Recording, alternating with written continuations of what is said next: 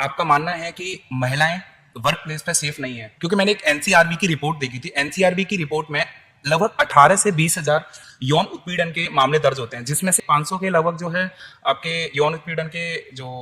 मामले हैं वो वर्क प्लेस के हैं। तो ये चीजें कब तक और किस तरीके से बंद होंगे, या फिर ऐसे चलता रहेगा? जैसे मैंने अभी आपको बताया कि अगर हम उसको शॉर्ट में बोले ना, पॉश एक्ट जिसको हम बोलते हैं, और मैं इस एक्ट के मुताबिक हर वर्किंग प्लेस पे जहाँ पे 10 से ज़्यादा के अगर लोग काम कर रहे हैं, वहाँ पे एक आईसीसी इंटरनल कमेटी होनी चाहिए, जो एक्ट में ही लिखा है। और उस इंटरनल कमेटी में 5 मेंबर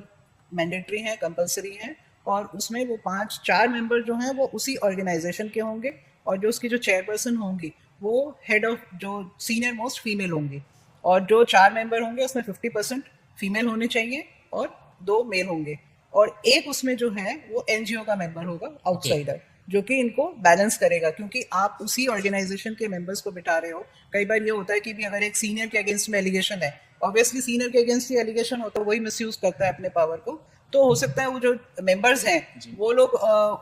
उस सीनियर ऑफिशियल के आगे दब जाएं। तो इंटेंशन ही यही थी कि भी जो एक एनजीओ मेंबर को जो उसमें रखा जाएगा वो इंडिपेंडेंट मेंबर होगा, वो उस ऑफिस से नहीं होगा। दूसरा है लोकल कमेटी। लोकल कमेटी में क्या है कि जहाँ पे जैसे छोटी छोटी दुकानें हैं, दुकानों में 10